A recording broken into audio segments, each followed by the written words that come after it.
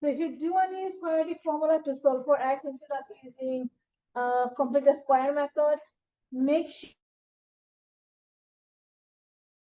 sure to memorize it correctly. So I see many students, they memorize it half correct, half wrong. Even one simple part is wrong, the entire thing will be wrong. Okay. So memorize it correctly if you want to use it. In this quadratic formula, one of the most important things is whatever we have under the radical. That thing we called discriminant. And it's very important because before even doing anything, just by observing the discriminant, we can already know how many solutions we are going to have. If that discriminant is positive, then you're going to have two real solutions. It means we have two x-intercepts. So we are crossing the x-axis twice. Something like this.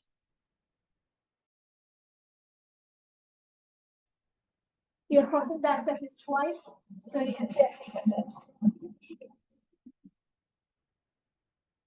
If that discriminant is 0, that means you left it negative b over 3a. So you have one real solution. That means you have one x-intercept. So its scenario will be something like this, where you are only touching. You're only touching the x-axis, but not crossing it. Since you're touching it, so you have only one x-intercept. It means you have only one real solution. It's real because we know exactly how much is the x value at that point. And in the last scenario, if you have a negative under the square root, obviously it's not real anymore, right? Square root of negative doesn't exist, so it becomes imaginary. So if you have a negative number under the square root, you get two imaginary solutions, not real. That means you don't have any x-intercept because the graph you have is either lying strictly above the x-axis or strictly below the x-axis. So you're not crossing the x-axis, so there is no solution. There is no real solution. So those are the imaginary solutions that are not real. In that case, there is no x-intercept, but you do have two imaginary solutions. You don't have to memorize if you just substitute some number here and then you can figure out what the solution you have. For example, when you have positive here, you have negative b plus that and negative b minus that. So two real solutions. If you have 0, that means the entire thing is gone. So you have negative b over 2a. So you have only one real solution. And if this thing is negative, you have imaginary solution, two of them because you have plus and minus. So negative discriminant between imaginary solution. And now some questions from your homework. They gave you some quadratic equation and they're asking, don't solve it. Before even solving it, figure out how many solutions you're going to have. Are they real or imaginary? And what can you tell about the x-intercept?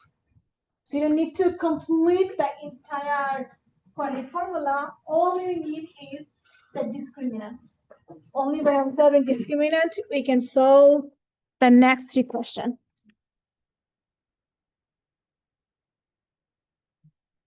So we know our discriminant is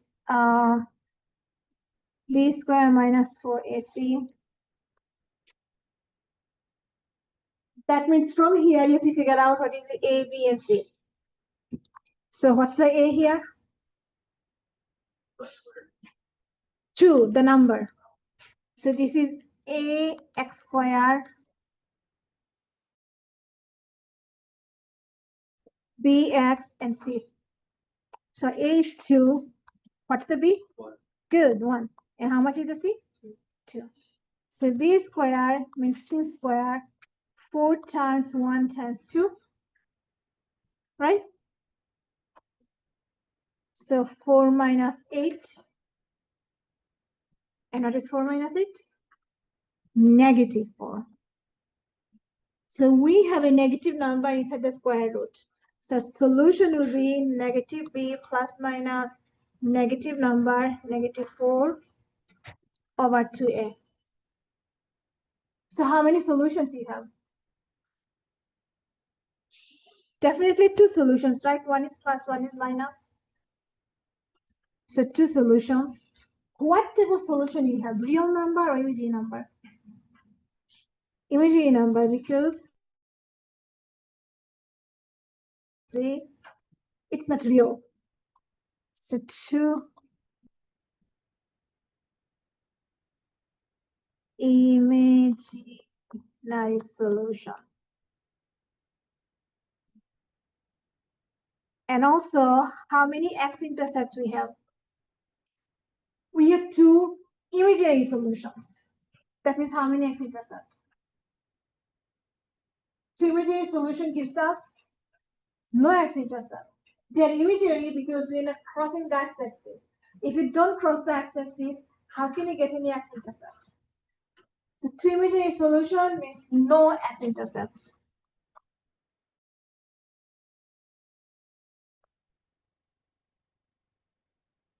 Okay? That means if you have this question and the direction says find the x-intercept, you don't have to find anything. Just by observing discriminant, you can say, well, I'm not going to solve it because there is no x-intercept. So you can stop.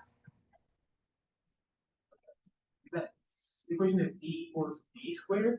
Yeah, b squared minus 4 is this thing inside. But shouldn't the b be 1? Yeah. No.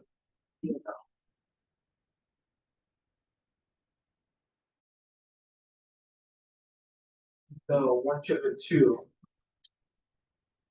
A is 2, C is 2. All right. So 1 square minus 4 times 2 times 2. 4 times 2, 8, 8 times 2, 16, negative 15. Same results. My numbers are wrong, but I got the same result, right? But 1 square is 1. 4AC. A is 2, C is 2. 4 times 2 is 8, 8 times 2 is 16. 1 minus 16 is negative 15. So we still have negative discriminant. Negative discriminant means no x-intercept, but we have two imaginary solution. Or did I make a mistake anywhere else? No, right? This one in the other way. What do you mean? Not this formula. It says you don't have to solve anything. Just by looking at the discriminant, tell me how many solutions you're supposed to have and how many x-intercepts you're supposed to have. So you're not solving anything. Even if you do complete the square, you get the same result, two imaginary solutions. Oh, I found it different. What solution you have? Plus and minus negative 1. Negative 1. How can you have negative 1? That's because you didn't take out 2 as a common factor. I did. You did? So what is your b in that case? Plus x plus 2 divided by 2. Uh-huh. So it means that x squared plus x. No. In the middle, if you divide it by 2, what do you get? All 2 x over 1 over 2. 1 half x. So see? Plus 2. Plus 2 divided by 2, 1. So if you divide everything by 2, this becomes 1x squared plus 1 half x plus 1 equals 0. And then if you complete the square, you have to subtract 1/4. You get the same result. If you did not, that means you did something wrong.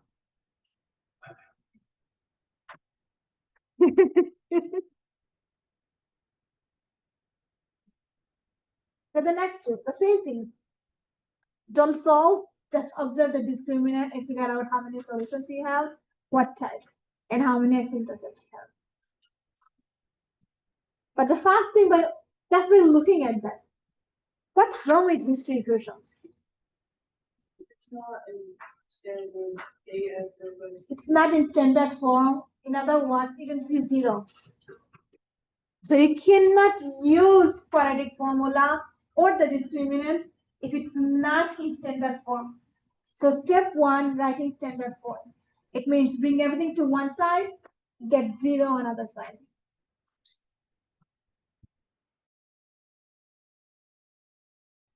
So we add 5, you get negative x squared plus 3x plus 5 equals 0. Here you subtract 4x, so you get x squared minus 4x plus 4 equals 0. And now you can use discriminant.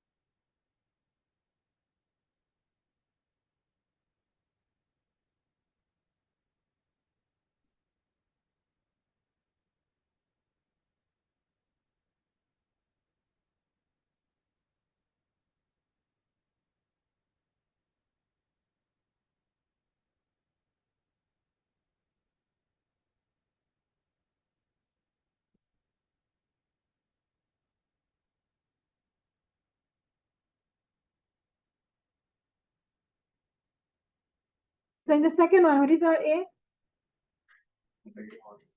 -1, perfect. B, 3, and C, 5. So B square means 3 square. 4 times -1 times 5, right? 3 square is 9. Negative and negative you're multiplying, so the result will be positive. How much? 20. So we have 29, which is positive. So discriminant is positive. So if you want to look at the solution, it's x equals negative b plus minus square root of 21 over 2a. So by observing this, how many solutions you have? 2. What type? Real or imaginary? Real. So 2 real solution. It's real because you're, what's wrong? Something somewhere.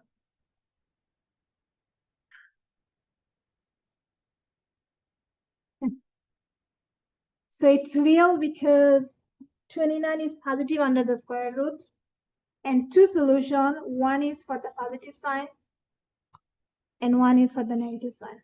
2 real solution. When you have 2 real solution, how many times you are crossing the x-axis? Twice. So how many x-intercepts? 2.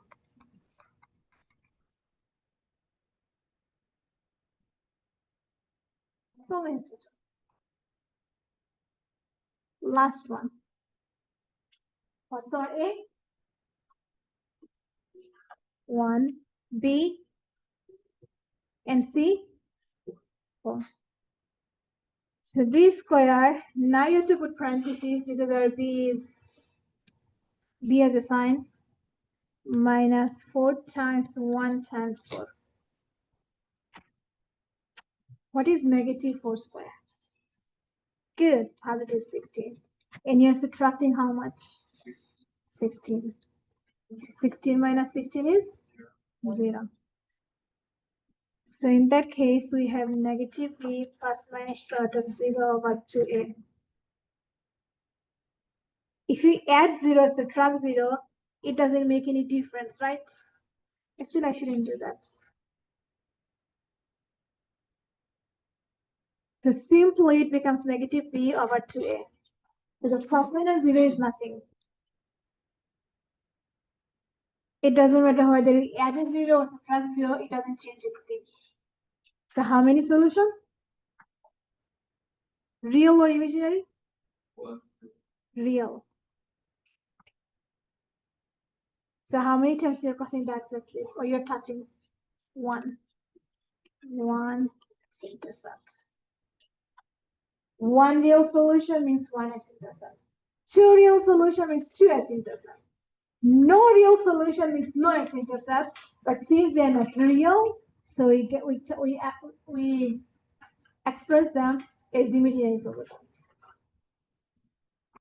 Okay. Any question? So we use quadratic formula to solve, and let's say you don't have time during exam, and they are asking to find x-intercept. Let's say only 1 minute to turn in a paper, and you have to solve. You have to find x-intercept. Don't find the x-intercept. Just use discriminant and see whether you're going to have a x-intercept or not. If you don't have if you have discriminant negative, like here, don't even bother doing anything. Just so there is no x-intercept. So this is helpful for when you don't have any time. So we did 11.1, 11.2, now 11.3, something a little bit different. It looks really different, but actually it's not different. Here we are going to solve many weird solutions, many weird questions like these. They look so weird, right? Weird powers, 2/3, 1/3, 4 power, negative power, x instead of x, something inside. So all these things, they look weird, but solving them is very easy. Why? Because we are going to use factoring method of quadratic to solve this. So how do you know when you can use the factoring method from the quadratic? Easy. All you have to do is check the powers. You're going to check two exponents. If the smaller exponent is half of the bigger exponent, or if the bigger exponent is 2 times the smaller exponent, then you can factor. Then you can use quadratic methods. Okay. For example, the two factors we have here, the 2 power we have here is 2 2/5 and 1/5. Which one is smaller, 1/5 or 2/5? So if you multiply 1/5 by 2, do you get 2/5? We can use quadratic here. The next one, 1/3 and 2/3. Which one is smaller? If you multiply 2 by 1/3, 2 by 1/3, will you get 2/3? That means we can use quadratic. As long as if you multiply, if the bigger power is twice the smaller power, we can use quadratic.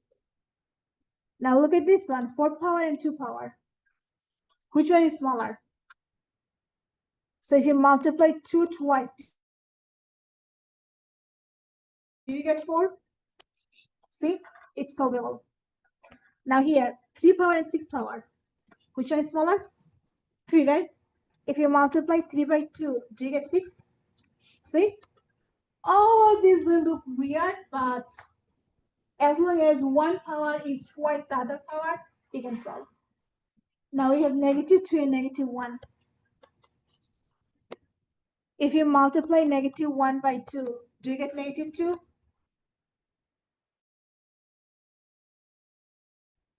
-1 times 2. What is -1 times 2?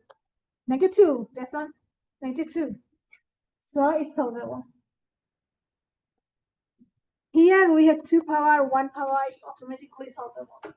So all these equations, they look so complicated, but they are not complicated because we have one condition fulfilled. 1 power is twice the other power. So we can use quadratic. How are you going to use quadratic? First step, we have to see 0, right? Anytime you're solving something, we should see 0. So what do you think the first step is? Subtract 4x to the 1/5. Minus q is not going to help you to get 0. Instead, bring the right side to the left. So x to the 2/5 minus 4x to the 1/5 plus 3 equals 0.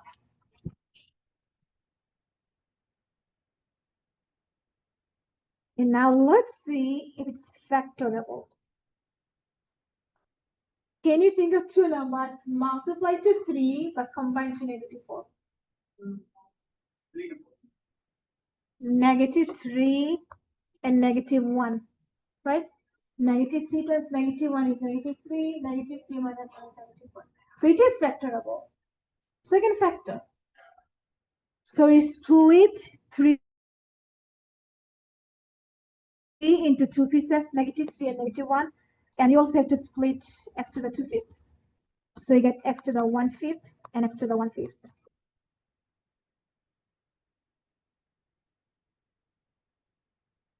I should make my split a little bit bigger.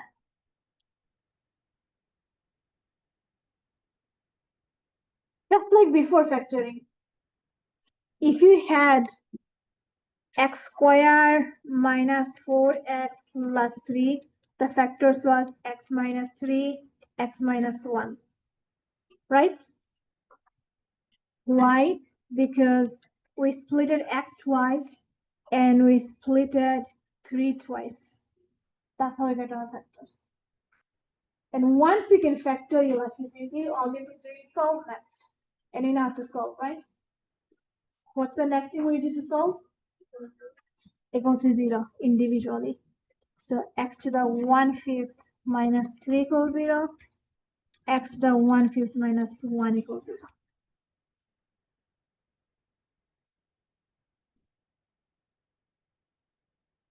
What do you think we should do next?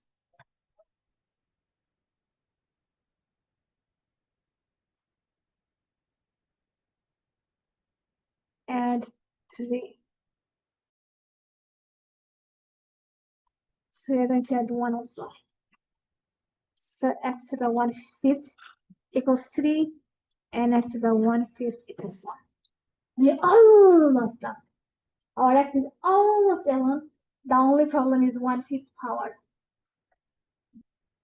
So what do you think the opposite of 1/5 power?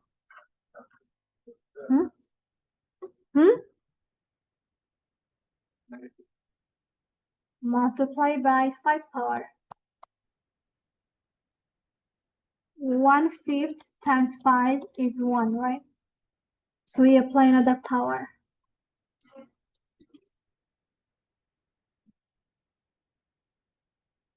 So 5 cancel out, and we are done.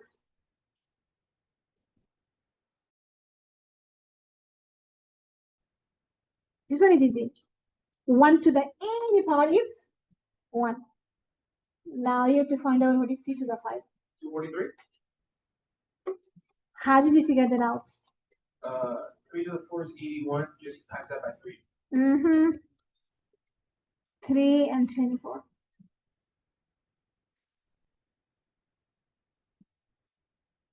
That's it. It looks so bad, like what we're supposed to do.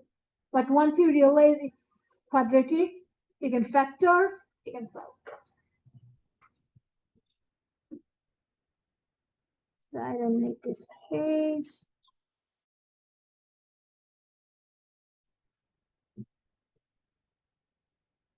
Any question on this one?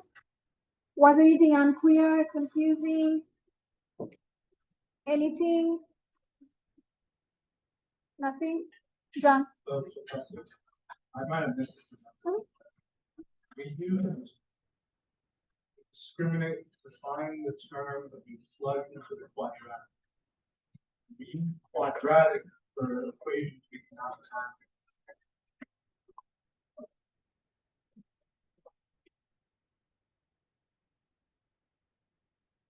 What do you think the first step is for the next question?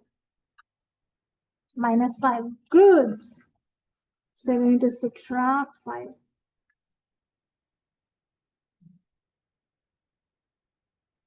So x to the 2/3 minus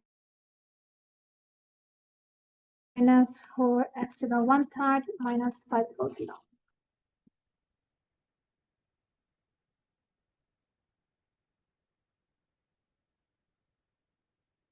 What do you think the next step is?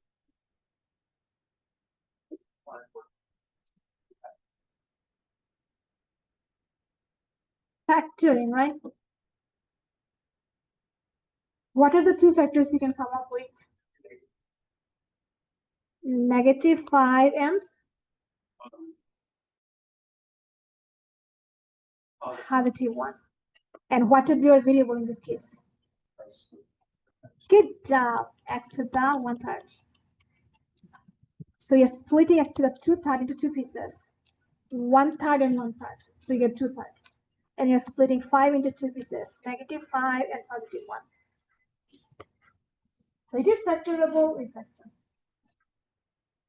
Then set each of them x to the 1/3 minus 5 equals 0. X to the 1/3 plus 1, 0. So we don't need this 5, we add and we subtract 1. So x to the 1/3 is 5, and x to the 1/3 is -1.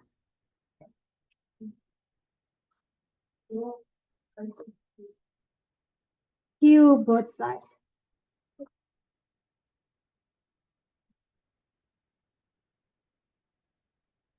So the 3 and 3 cancel out. We get x alone. And now what is 5 times 5 times 5? 125. And what is -1, -1, -1, -1? So what do you think? Are they hard or easy? Easy, right? This one is kind of The rules are same, right? Factor, set it to the equal 0, and then apply power to get rid of the power. Let's see what's next. Fourth power. Now, usually the fourth power comes in the final exam. In this section, from this section, definitely will be the final. It could be 2/5 power, could be 2/3 power, but usually they give you the fourth power. Usually.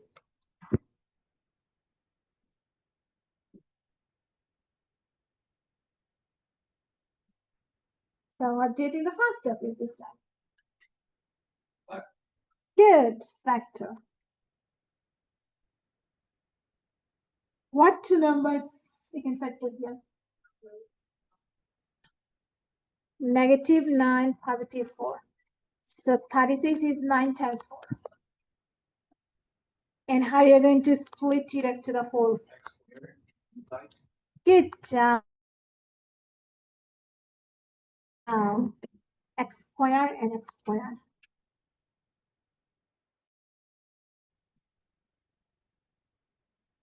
It is easily factorable. But how about this one? X squared minus 9. Can you factor this more? What two factors you get? X plus 3, x minus 3. And for some, there is no factors. So we'll leave it alone. So keep factoring until there is no more factoring. That's why I focused more on factoring on chapter 6. And I took off points if it didn't factor completely. What do you think the next step is? X plus 3, 0. X minus 3, 0. X squared plus 4, 0. So it's subtract 3, add 3, subtract 4. X equals -3. We are done. X equals +3. We are done. But here we have x squared is -4. So what do? We take the square root. So what's the x this time? 2i. And if you just give me 2i, you wasted your time. You have to use plus minus. Anytime you take the square root of any variable, square root of any variable gives you two choices, plus or minus.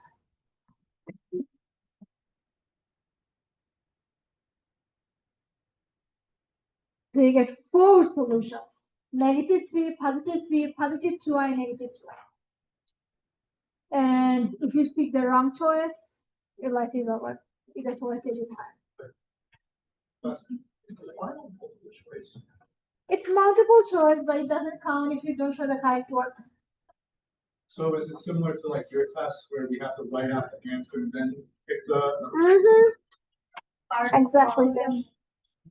Not all of them. 30 questions, 24 multiple choice, and 6 free response. So multiple choice doesn't have any partial credit, but the 6 response, they have partial credit only if you're a tiny mistake. For example, if you missed a minus sign, it's a tiny mistake. It's you get 2 points deducted, you get 1.5. Or let's say you forgot to power, so it's a tiny mistake. So for tiny mistake, they give you 2 point partial credit. The next one, does it look familiar to you guys? Where did you see it? Good job. So you know what to do, right? What's the first step? No. Inverse or not? Inverse doesn't help you. That's bad. So how are you going to factor? I swear to Good job. So this is actually difference of two perfect squares. That means we get x squared plus 9, x squared minus 9. But are you done with factoring? More factorable. X plus 3, x minus 3, and then we just bring down. Now, just like this one, you're going to solve each of them. X squared plus 9, 0. X plus 3, 0. X minus 3, 0. Minus 9. Minus 3 plus 3.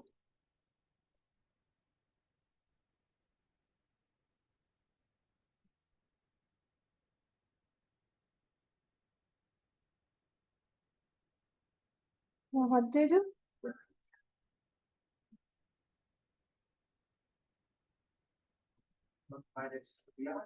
Good job.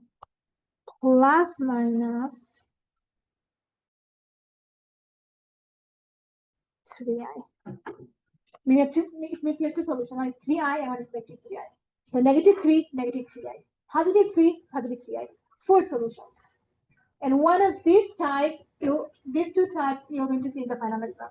Either the left or the right.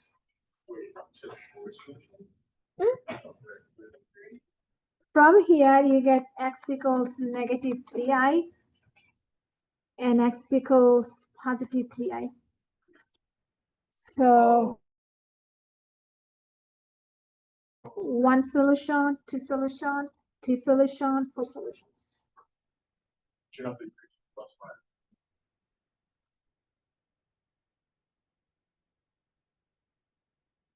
And if it's in the multiple choice, they're going to give you all sorts of choices. Like 2 solutions, they're going to give you 1 solution, 2 solution, 3 solution, 4 solution. And then you have to pick the correct one. Which one is correct? Now the last type of weird function.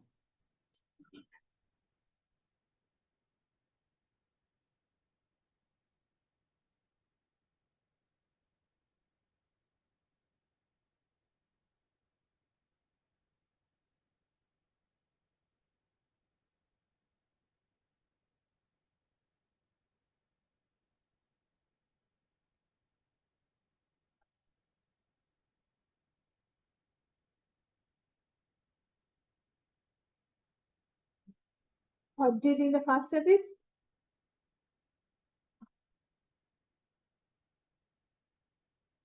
Factoring. You didn't have to work with fraction. Just factor like other two. What two numbers? Multiply to 20, combine to 9. -5, -4. And what would be your variable?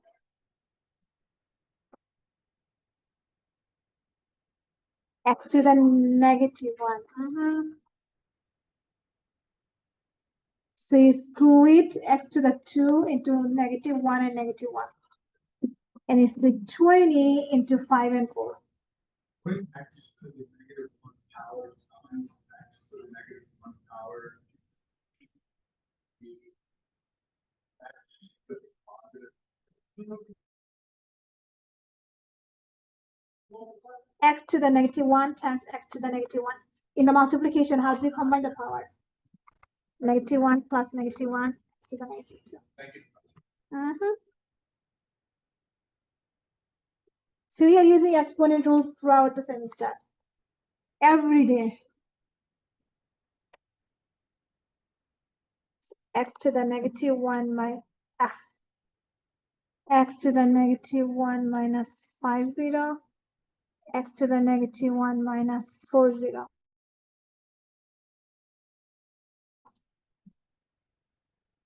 Add 5, add, yeah, thank you. X to the -1 is 5, x to the -1 is 4. And now what do you do? What is x to the -1? Good, you remember the rule.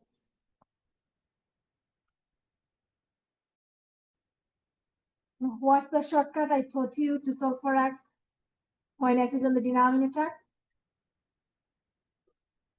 Just flip. So you want to get x on the numerator, so 1 has to come down. And then below 5, what do you have? 1. So that means you have to flip that also. So x is 1/5. And here when you flip 4, it becomes 1/4. You can do cross multiplication and solve, but shortcut, you don't have time in the final result. So x minus 1 goes down as positive 1. X to the -1 equals what? 1/x. But don't you put the 5 underneath it? No, this thing is 1/x. 5 is just 5. But on this was 2, what is the left side is? But I didn't do anything here. I just rewrote. For example, the name is Handa and last name, right? So I said, oh, last name first and then Handa. Did you do anything with your name? No. I just rewrote it. So here I didn't do anything, I just rewrote. So you don't have to do anything. You can rewrite 5 as 5/1. So you have to do this to get the x alone. That means you have to do this to get the other alone. So x is 1/5. This is the shortest way, okay? The other way, you multiply, you cross multiply, and then solve for x. Now, not every question will be factorable. So this is one example why it's not factorable. And this will not be in the exam, but this is in your homework. So when something is not factorable, what do you use? Quadratic formula. So it is quadratic formula here to solve it because it's not factorable. And when you do use quadratic formula, there are 4 solutions. You get 4 solutions like this. Okay. So this will not be in the exam, so I'm not going to do it here, but I'm just showing you for your homework. When you apply the quadratic formula, you get 4 solutions. That's because you get y squared equals -b plus minus b squared minus 4ac whole thing divided by 2a. And then to solve for y, you have to take the square root of both sides. So y is square root of negative b plus minus b square minus 4ac over 2a.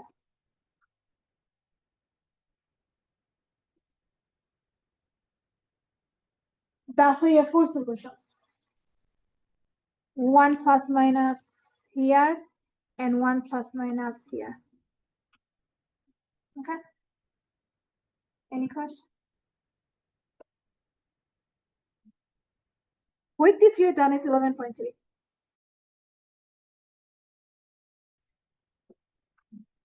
Sorry, 2 more questions. Solving triangle. Solving triangle doesn't look like it's quadratic, right? Like it's a triangle, how is it quadratic? But actually it is a quadratic. What type of triangle is this? Right. Good, a right triangle. And when you say right triangle, something clicks in your head, right? What clicks in your head? Pythagorean formula. What's the Pythagorean formula?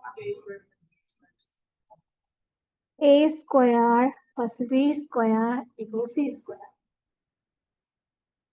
What is c? C represent what? Hypotenuse. Longest side. A, B doesn't matter, but C is fixed. It's the longest side. So in this triangle, what is your C? 10. It has to be 10. It's the longest side. So it's 10 square. As long as you understand what is your C, the rest should be easier for you. So what do you write on the left side? What square plus what square? 3x square plus 5 square. Did I write it correctly? 3x square plus 5 square. AB doesn't matter. They can be interchangeable. But did I write the equation correctly? Do you see any mistake in my equation?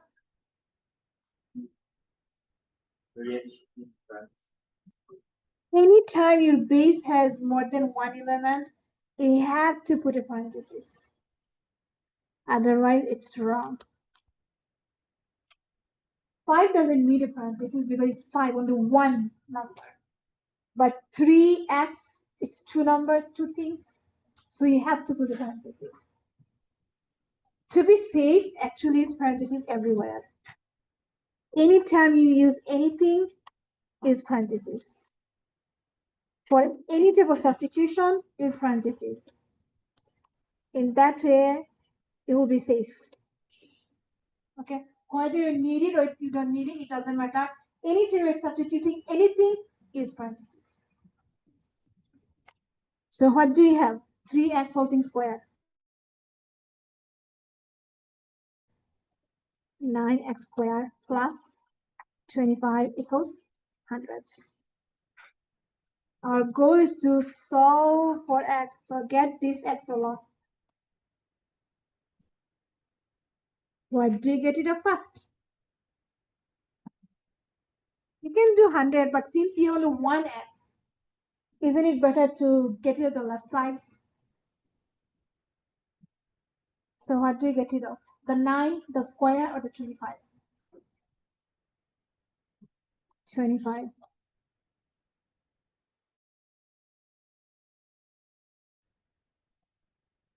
Nine x squared equals 70.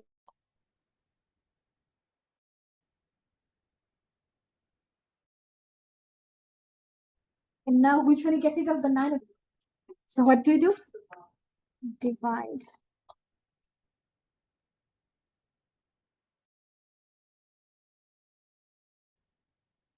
Can we reduce 75 and 9? By what? By 3.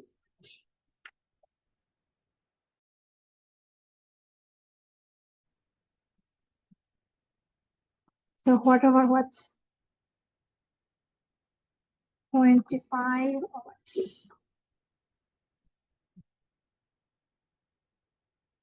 And now what do we do? square root.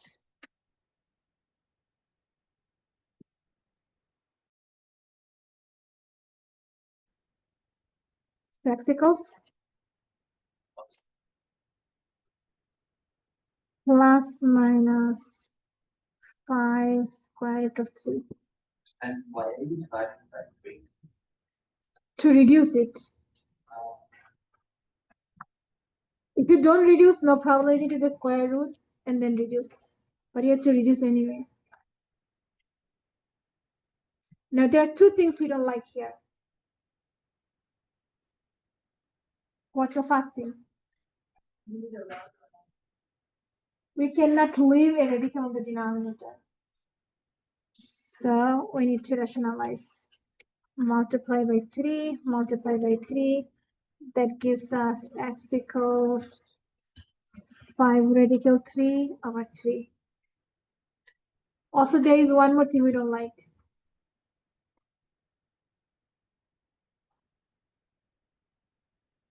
X can't be negative. Why not? If x is negative, what this length become? A positive or negative? Negative length. So can x be negative? No. So for real life scenario, we don't have to put plus minus because minus doesn't make sense. So our final answer, we'll actually write here, x is 5 radical 3 over 3.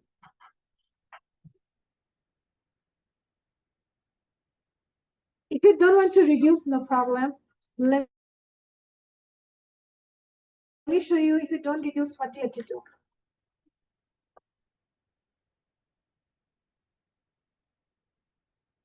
If you don't reduce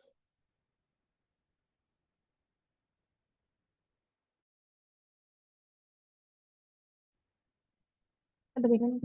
So we have x squared is 20, x squared is 75 over 9. You can take the square root, no problem. So you get x equals square root of 75 over 3.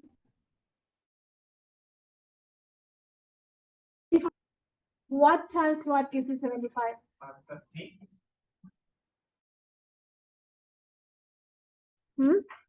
5 and 15, none of them are perfect square. Not 75 times 15 is 75.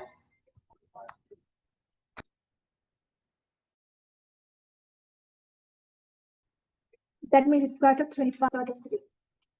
So x equals 5 square root of 3 over 3. Let me actually write this. Square root of 25 square root of 3 over 3. That gives you 5 square root of 3 over 3. So see, reduce either at the beginning or at the end, but you do have to reduce. No, we don't want the radical on the denominator, but numerator is fine.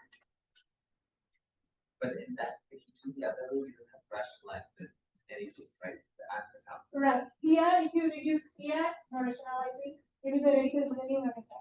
But here we reduce fast, so you get square root of 3 on the denominator, so then rationalize. Rationalize means just put that on the numerator, and then there is root plus the bottom. You'll have one of these in the final answer. Remove the minus, just take it off. We ignore. Yeah.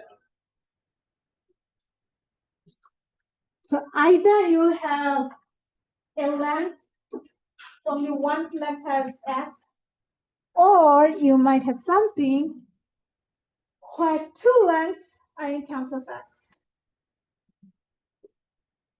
But the rules are same. It's a right triangle, so start with quadratic. So start with Pythagorean.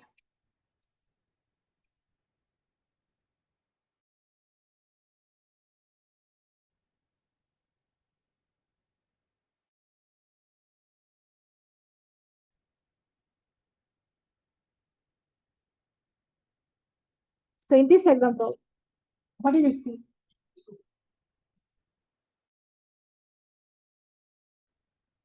Two x plus 1. This is definitely C. A, B doesn't matter, but C does matter.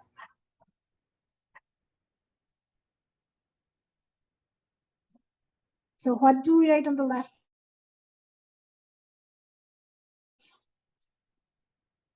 X plus 2 squared and then 3 squared.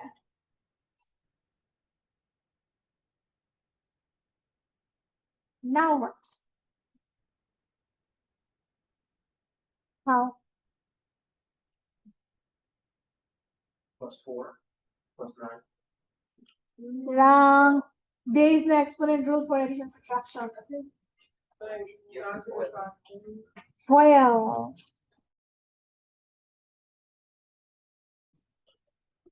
X plus 2, x plus 2. 2x plus 1, 2x plus 1. FOILing. Only the distribution rule, the power distribution rule is for only multiplication and division. There is no power distribution rule for addition or subtraction. So you have to use FOIL. And when you do FOIL, you get x squared plus 4x plus 4.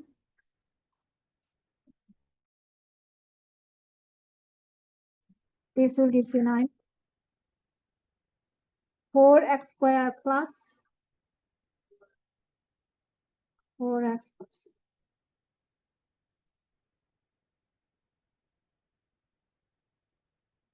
Now if you compare this with the left, here we have so many x's. And here we have only one x term. When you have the one x term, we got rid of everything next to the x term. But when you have so many x terms, what do you do? Bring everything to one side to see the 0. You have to see 0 when you have so many x terms.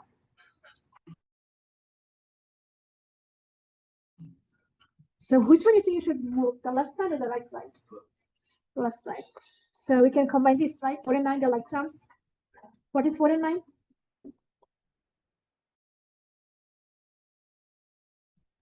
So we need to subtract the x squared. We need to subtract the 4x.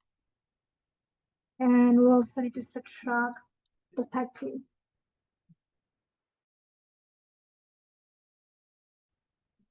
So we have a big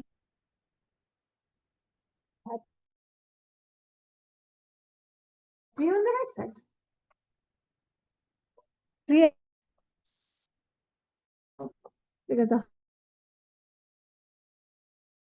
4 and 4 cancel out. Now we have only one x term. So you can solve for x the way you did on the left side. Or you can factor, you can do anything.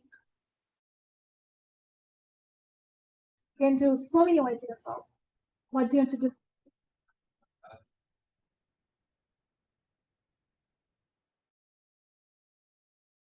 You can add 12 because there's only one x term, so you can just get it alone.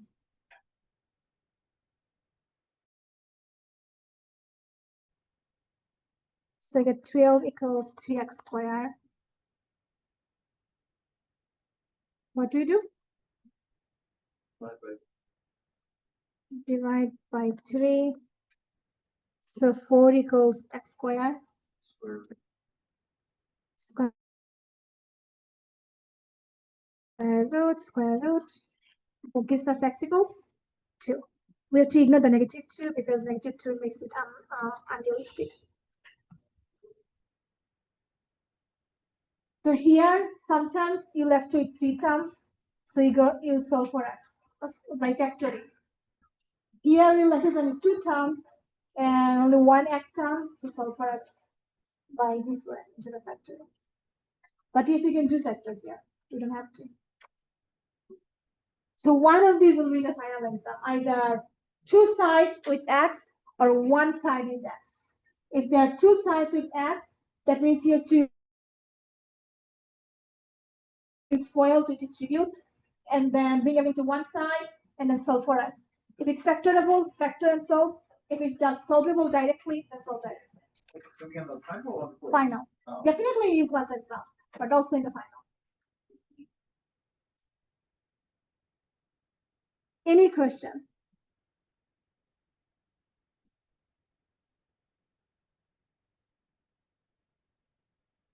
So we are pretty much done. We left with only two sections, 5 and 6. Sorry. We left with 3 sections, 5, 6, and 4. It was 4.3, 11.3. Now in 5 and 6, there are so many things to cover, but I'm not going to cover everything since we don't have time.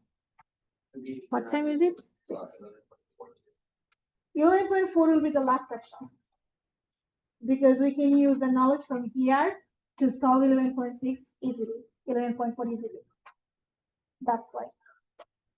So here, if you don't understand anything, you don't have to understand, just listen to me for a few minutes, okay? These are basic information. Quadratic function, there are 2 ways we can write. We have 2 formats. One is called standard form and one is called general form. Really? But I said this is standard form. Ax squared dx. Okay, anyway. So in standard form, we have f of x or y. It doesn't matter.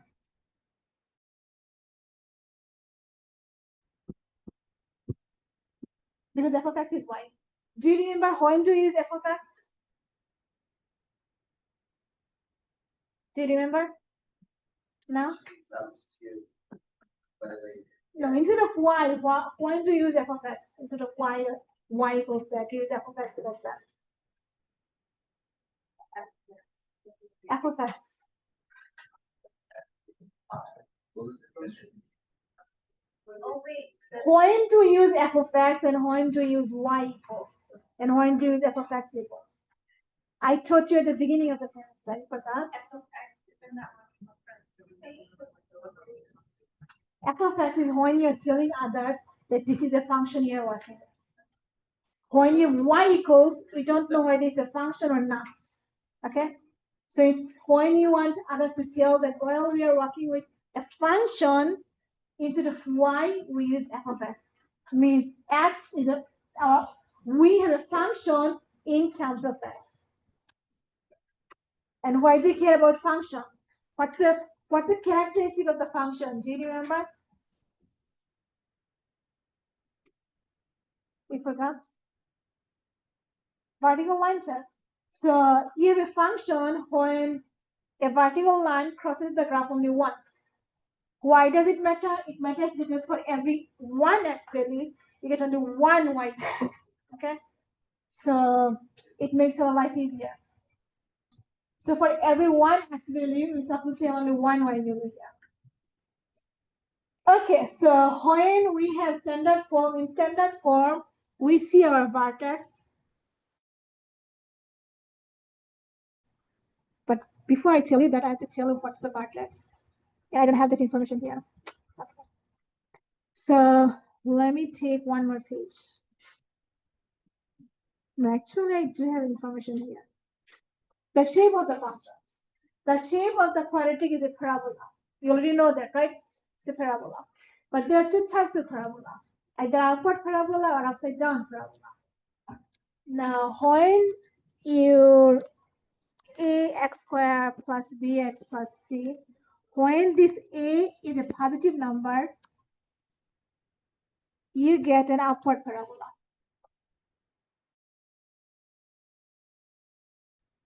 But if a is a negative number, you get an upside down parabola. Now in the parabola, the most important part is 2 things. One is this thing. That thing is called vertex. Okay? Why it's the most important thing? Because in our life, we care about maximum and minimum the most. When you spend money, we want to spend the minimum amount of money, right? But when you get something, how much you want to get? Maximum amount, right? You want to get maximum amount grade of in your exam. When you're earning money, you want to get maximum amount of money you can earn, right?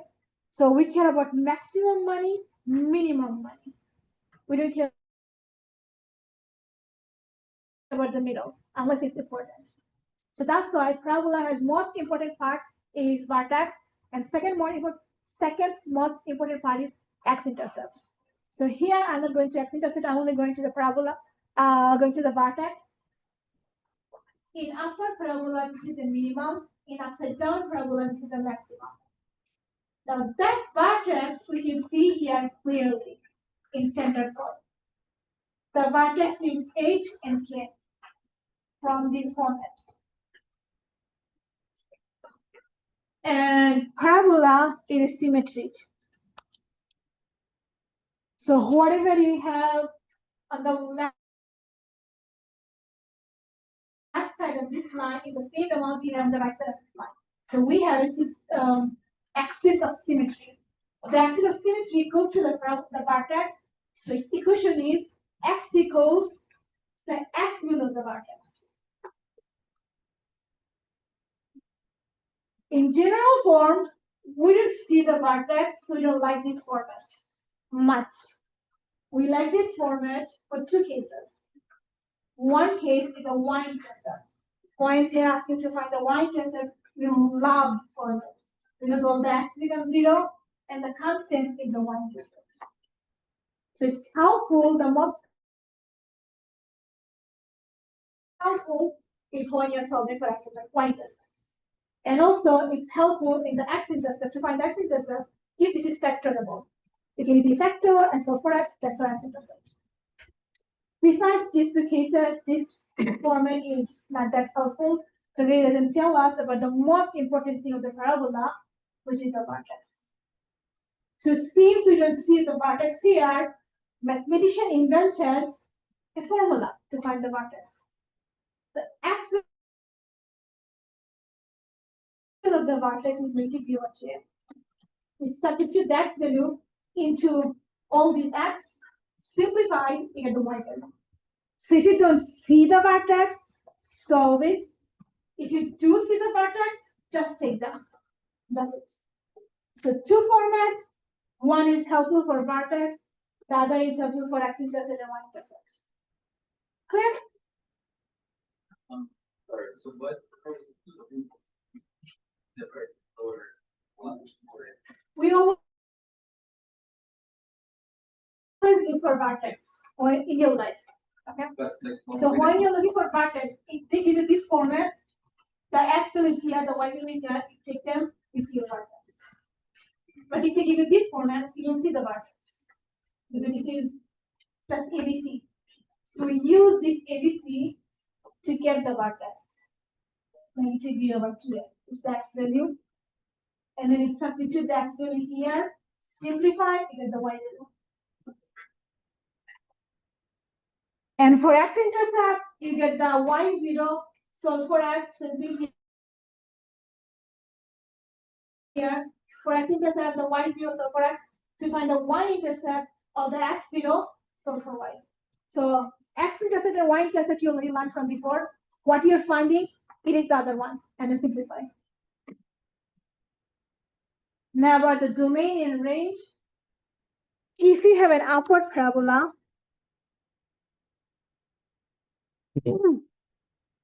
then our range is, the smallest number is the y value of the range. Sorry, y value of the vertex. So our range is from y value of the vertex to infinity. And domain is x for everything. Sorry. Domain is x value, so it's from negative infinity to positive infinity for any parabola. The range based on your vertex. If it's upward parabola, the range is the infinity on the upper side and the y value of the vertex on the lower side. So that much is the range. On the other hand, if you have upside down parabola, now this is your highest point, y value of the vertex, and the lowest one is negative infinity. So from negative infinity to the y value of the vertex is the range. You don't have to remember that, it's not important so much. It's just basic knowledge. What important is this? when you're finding x-intercept, if it's general form, I think we use them all. Like if it's general form, if it's factorable, factor and solve. If it's not factorable, use quadratic formula or complete the square.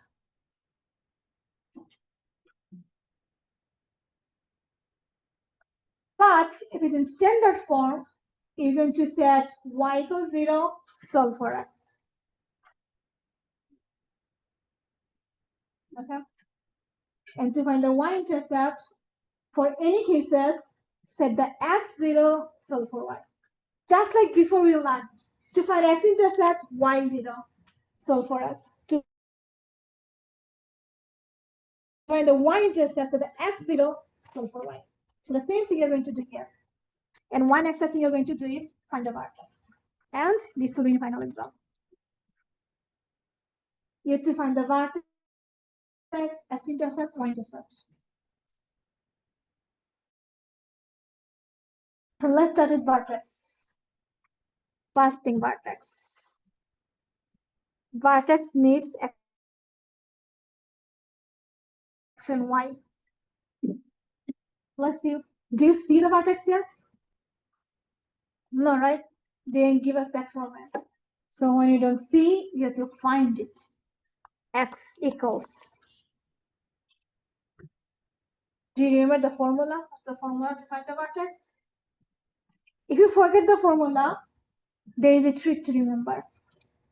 Do you at least remember your quadratic formula?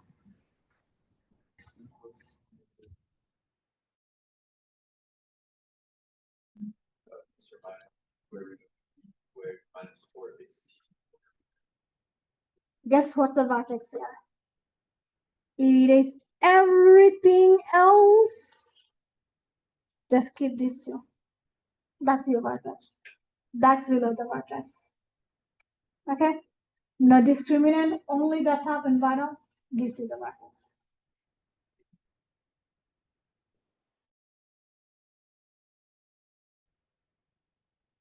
So in this equation, what is your V? -4. So -4. And what is your A? 1. So it's simplified. What over what? 4/2, which is 2. So x value is 2. Now I need to know the y value. Let me actually write this a little bit up. It has to be in right form to get A. It's in the correct form. How do you get 2A? This is like 2 times A. What is your A here? 1. Sorry. A is, so this is ax squared, this is bx, and this is c. So A is 1, the invisible 1. B is -4, and it's -5. Okay, so you found the x below the vertex by using the formula. Now you need to know the y value. So if you know your x, how do you find the y? Plug in. So you substitute this here and here.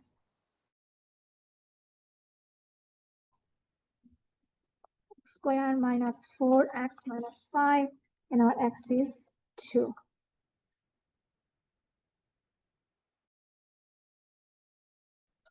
Four minus 8 minus 5. How much we have? Negative. 4 minus 8 is -4, right? 4 minus 8 is -4. -4 minus 5 is -9. So our y value here is -9. So this is our vertex. 2 on the x direction, -9 on the y direction. axis of symmetry.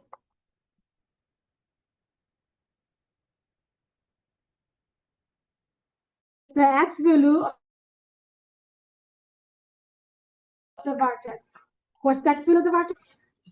2.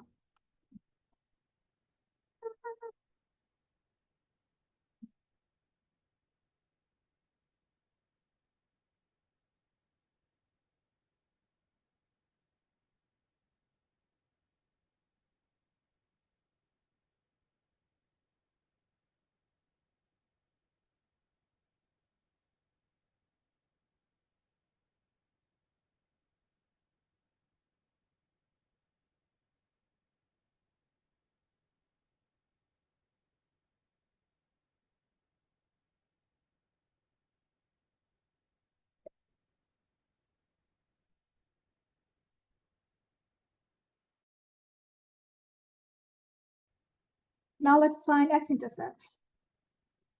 So we have y equals x squared minus 4x minus 5.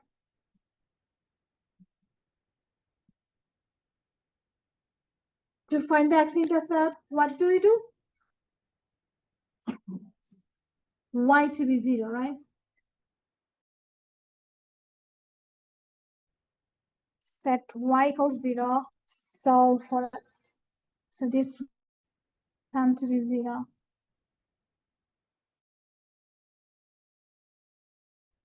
Square minus 4x minus 5. Basically, they are telling you to solve for x. So how are you going to solve for x? Y is 0. And now how are you going to solve for x? Factor. Good job.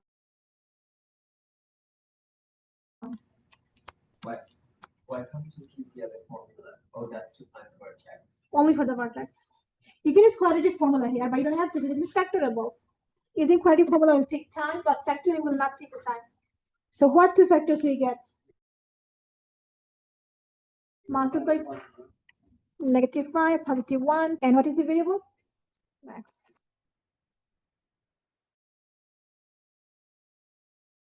So x minus 5, 0, x plus 1, 0. That gives us x is 5 and 1. Do you get value? How are you going to write this in point format? 5. Good. And the next one? -1, 0. In the final exam, they require to find point format.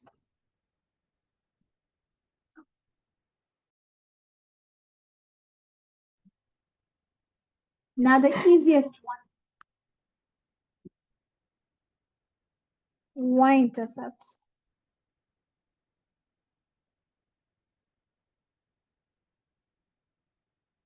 How do you find y-intercept? Set x 0. What, Handa? What was your question? The thing. Find the vertex, find the x-intercept, find the y-intercept, graph the parabola.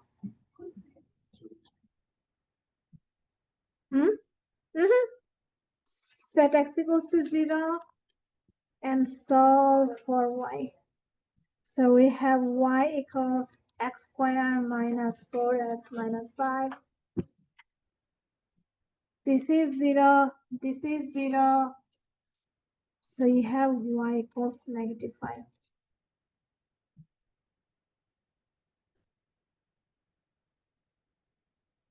But they will ask you to write it in the point format.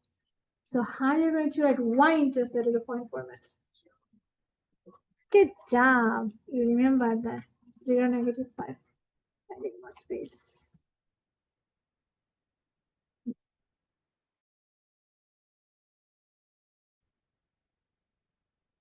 The vertex, x-intercept, y-intercept. And now the last thing is graphing.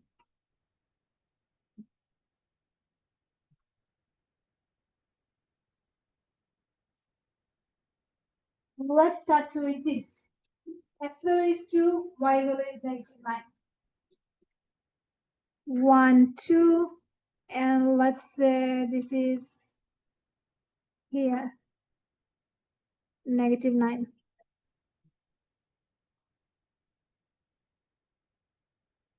So 2, -9, this is our vertex. And then x-intercept, 5 and -1.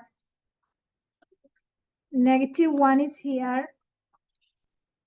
3, 4, 5 is here.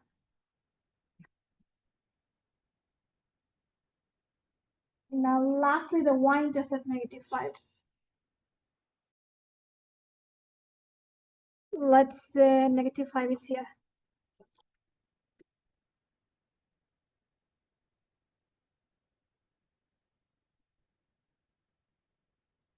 The 2 x-intercept goes on the x-axis, the y-intercept goes on the y-axis, and the vertex is somewhere on 4th quadrant. And you connect everything with a parabola shape. That is a parabola. On my method, they want you to draw the axis of symmetry. It means this is x equals 2. The final result, they will not ask you to draw the axis of symmetry, but on my method, we have to. So the entire thing will give you one question in the final result. One question. If you miss anything, you're going to lose points. Everything you miss, you're going to lose points. Okay, so what time is it? 27.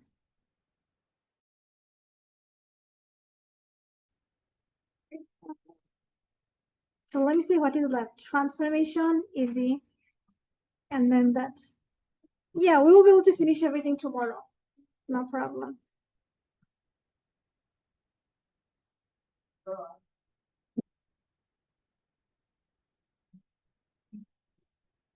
Let me show you this in standard form. But usually they don't give this question. They give in general form in the final exam. So this in the standard form, your life is one way easy. You don't have to solve for vertex because vertex is here. Okay. What's the vertex? Vertex. So let me give you the format. The format is y equals a x minus h square plus k. This is the actual format, and now compare this with the given information. If you compare the format with the given information, what is your A? It's a new question. So on the bottom, on that, what's the plus? What's that plus? U squared is K. Okay. Doesn't it look like K? K. Huh? You said this is standard. I also get confused. Is this standard or general? Let me see. Standard. No, because all this time I thought standard from is A squared BS. And now suddenly saying this is standard from, so I was like, I think what's the issue?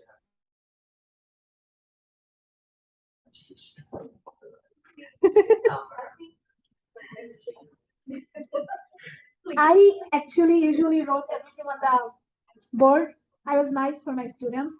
And then one day I was absent during the exam and some sub came. And then the students were like, oh, our instructor always write everything on the board for us in the exam. And then I get yelled. Okay. So after that, I don't get so nice during exam. But wait, we're different. What if you tell your classmates or your friends from other classes? Most of them freak out at this point. Yeah, I don't want to be in trouble. That's the thing. What's the benefit of paper that people stop? Okay, let's compare this with that. Okay. So y is here, y is here. Okay.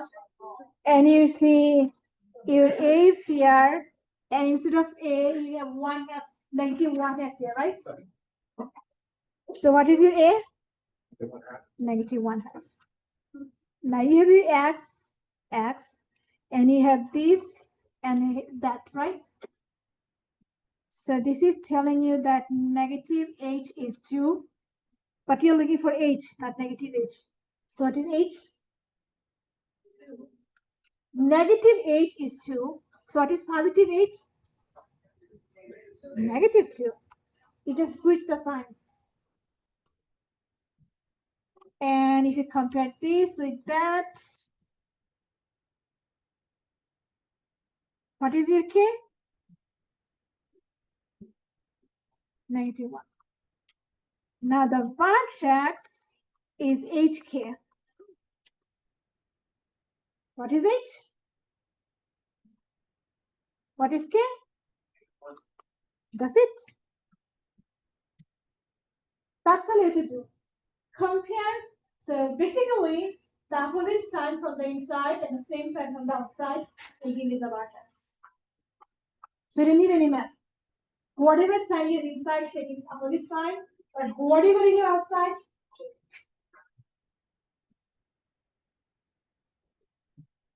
we don't have to count, we don't have to take our time on vertex. It's given in front of us directly.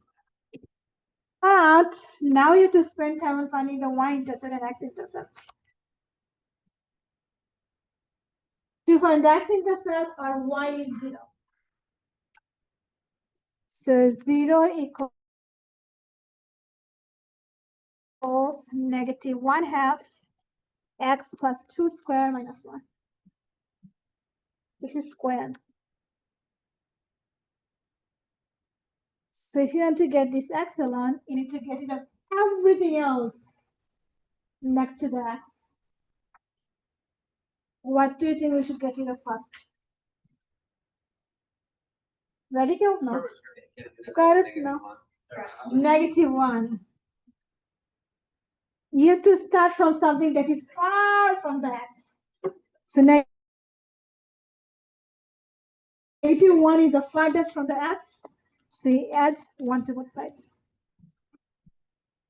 X plus 2 squared.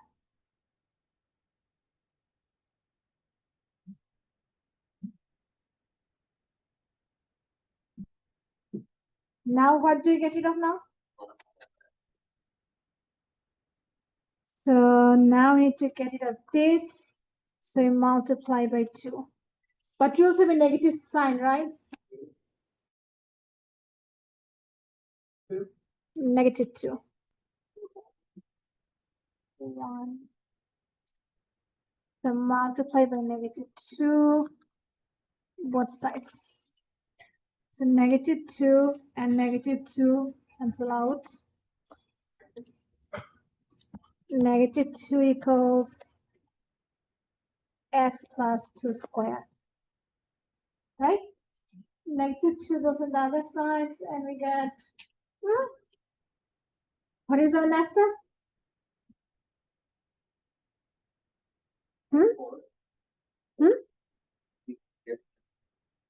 How do you get rid of the square? Square root. And what happens when you do the square root of negative 2?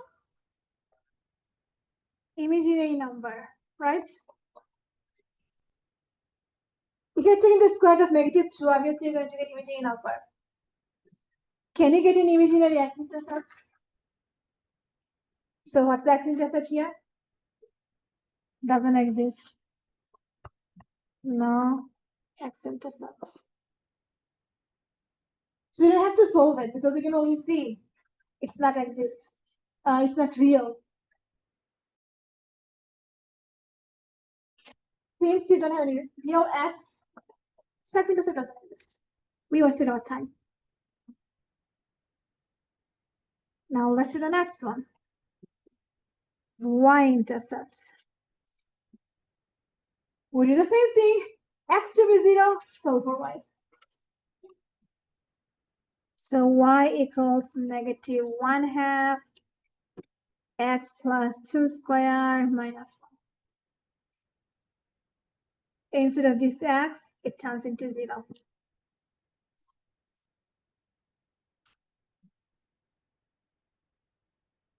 So y equals, Panda says to do what? First, parentheses. So negative 1/2. What is 0 plus 2? So 2 square minus 1. Now, what do you have to do next? Exponent. So you keep on negative 1/2 and you apply the exponent. What is 2 to the power 2? 4. So parentheses, exponent, what comes next? Multiplication. What is half of 4? What is that? Negative half of 4. So negative 2 minus 1. So what is our y? -3. Negative 3. So we have a vertex, we have a y-intercept, we just don't have any x-intercept. Let's see what type of graph we have. Let me draw here. Our y-intercept is negative 3. 1, 2, 3. Here. Our vertex is negative 2 on the x direction, negative 1 on the y direction. Here. So this is our vertex, this is our y-intercept. What type of parabola we have to draw? Upward or upside down? Upside down. See, our A is negative. Negative A means we have to draw an upside down parabola. So it's a parabola that never crosses the x-axis. That's why we don't have any x-intercept. It's strictly below the x-axis. So these are axes of symmetry. X equals negative 2. You can that be in the exam. It will be in my method. Okay. And probably not in the final exam. Usually the other part comes in the final exam. Clear? That would be the part of that, right? Right. The other one will be in class exam. Like something like this one. So I'm going to do it tomorrow, okay? Not today. To refresh your memory. I'm skipping this question today. Remind me to do it tomorrow. Go back to it. Yeah? You can try at home to test your knowledge.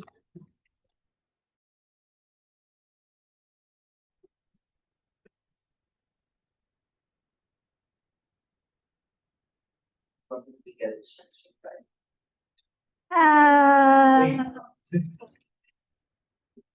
Everyone's We getting might it. not get this. We'll never They may not know, but how about you guys? If you talk to your friends and the friends talk to other friends and then somehow that reaches to the department, then I'll be in trouble. I don't know. What happened? As long as I don't get into trouble, I have no problem with anything. Oh, Okay, the last thing from today. And then we have 11.4, yeah, we'll be fine. The last thing from today is transformation, which is kind of fun. 11.56. So there are many types of transformation, but in this class, you're going to learn only 2 types of transformation. And you already learned one type already. If you have a negative x square, it's upside down. If you have a positive x square, it's upward. So you already know one transformation, and now you're going to learn 2 types of transformation. Horizontal and vertical. So a vertical transformation means you are moving your graph upward or downward. Parabola without any transformation is lying at the vertex. Okay. Without any transformation, this is our parabola x squared. The vertex is at the origin 0, 0. Now we are going to move this parabola everywhere. Anytime we are moving anywhere, we are using some type of transformation. Now if you move it upward or downward, it means you are applying vertical transformation. How can you apply that? Just add a number with that square and then to go up or down. If you add a number, it goes up. If you subtract a number, it goes down. So the x squared, okay? X squared plus a number means up. X squared minus a number means down. So you are moving the x squared, the entire parabola x squared. On the other hand, if you want to move the parabola left side or the right side, you have to add a number or subtract a number inside your square. And when you do horizontal transformation, you actually do other way around. For example, in particle, moving up means plus number, moving down means minus number. But if you want to go left, you cannot add 2, you have to subtract 2. Sorry. If you want to go to the left, you have to add 2, and if you want to go to the right, you have to subtract 2. Usually on the left, you have negative numbers, right? On the left, on the number line negative, on the right, you have positive. So when you have to go to the right, you're supposed to go to the right side, with the positive side, right? But actually it's opposite here. If you want to go to the right, you have to subtract 2. If you want to go to the left, you have to add 2. So it's other way around. Okay? So up down is fine, but left right is opposite. Okay? That's all you have to know. Question? No? Let's do some example. We have original x squared, so it's staying at the vertex. This is x and this is y. These are x squared. Now here, with the x squared, we are adding 2. So which direction we are going? Up. If you add a number or subtract a number with that square, if you already see a square and then a number, means up down. So you are going up 2. Means you take your parabola from the origin and you go 1, 2 up and then draw the parabola.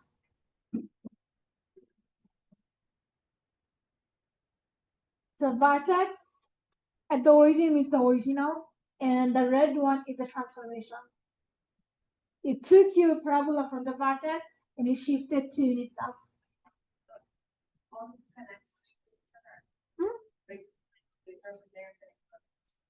I mean, they're not connected directly, but we're going to connect them now in the next page.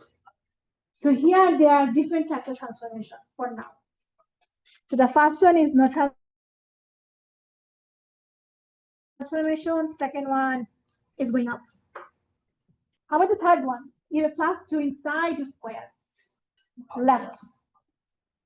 Like a handle. If you see a square and then plus minus, it means up down. After the square, a number means up down. So square and then plus 2 means up 2.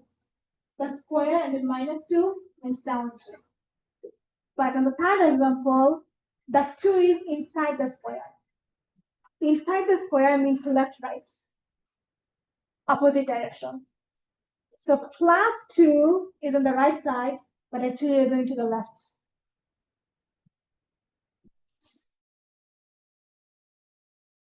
So it's left 2. What does it mean? It means this is your original x square. You are shifting this 1 unit, 2 units to the left and drawing the same parabola. So move the original 1, 2 units to the left.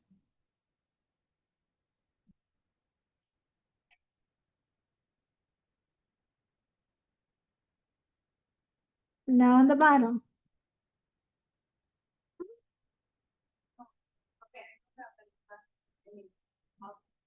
this, I guess. Which one? The left side, negative.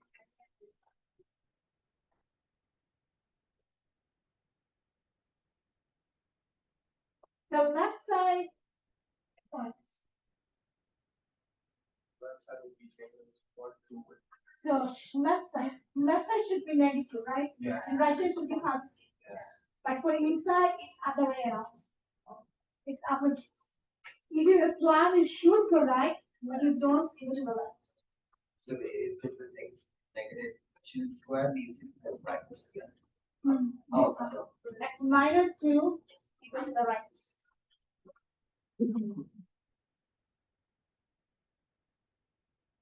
So this is the original x squared. Minus means you're going right and you're doing the parabola. Now, if you get confused, there's a story I always tell my students. Let's say you are starting dating, okay? You like someone. When you like someone, you want the other person to like you, right? So you are very nice person. You act very nice and listen to everything what they tell you, right? Like, hey, can you come over? That person will come over, or if they like you, you go over to them, right? Like they're too nice to like so nice with one another when they just like one another, right? In real life, isn't it what happened? When you like someone, you act nice to them. But what happens when you get in relationship? Oh, I want to go really. When you like someone before dating, you're too nice with one another, right? You're very nice and everything because you want the other person to like you. But once you get into relationship, the niceness becomes fading, right? And in reality, the woman becomes more demanding, right? Like they tell their boyfriend, like, do this, do that, this and that.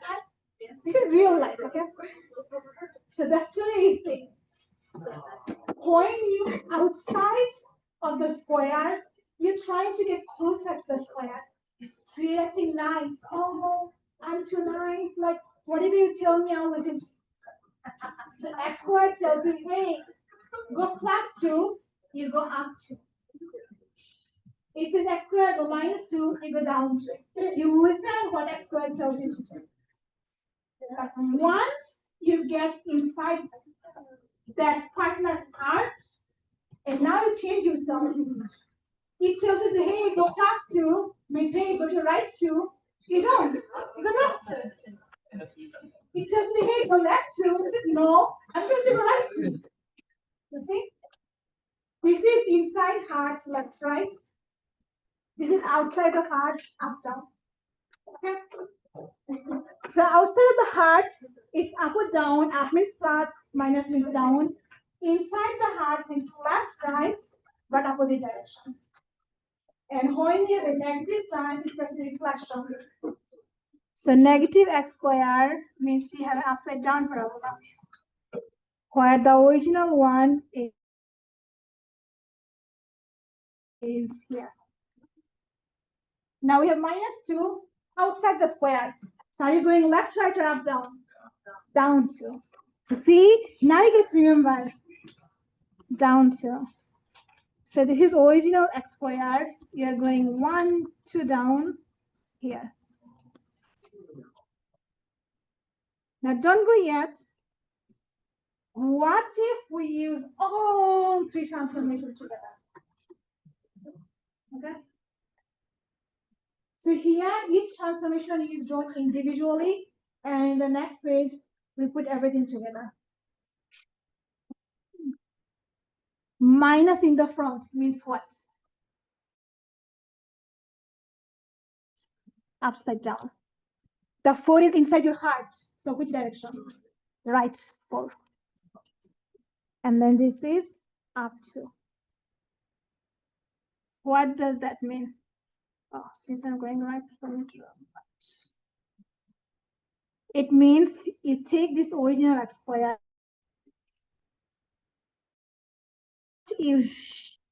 first you reflect upside down, and then you go 1, 2, 3, 4 right, and from that 4 right, you go 1 up, 2 up here. Okay, the original one reflect, go right, go up. That point, that is the new vertex. So what's the vertex here? How many axes you went? 4, right? 1, 2, 3, 4. And how many Y's? 2. This is your new vertex. So in this format, opposite of 4, inside same. 4 to the vertex. So if the quadratic formula in this format, you could know the vertex by just taking C and B. Taking this and that. Yeah. But then that's C or B.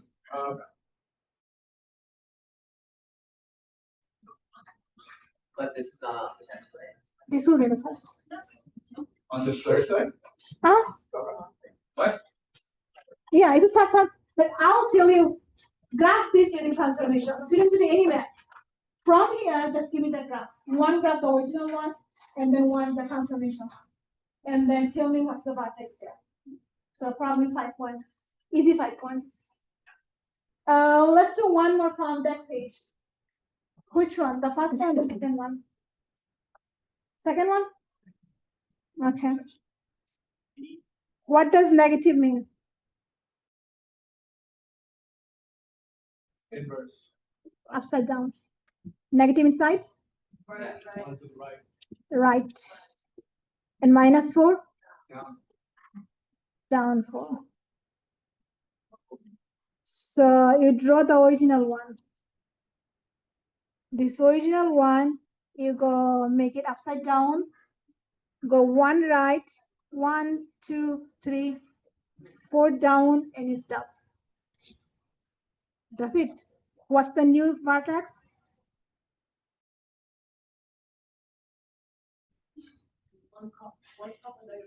One -4. That's it. And that's all for today. So tomorrow, try these 2. And then the one we skipped, that. And then we are going to the last section, 11.4.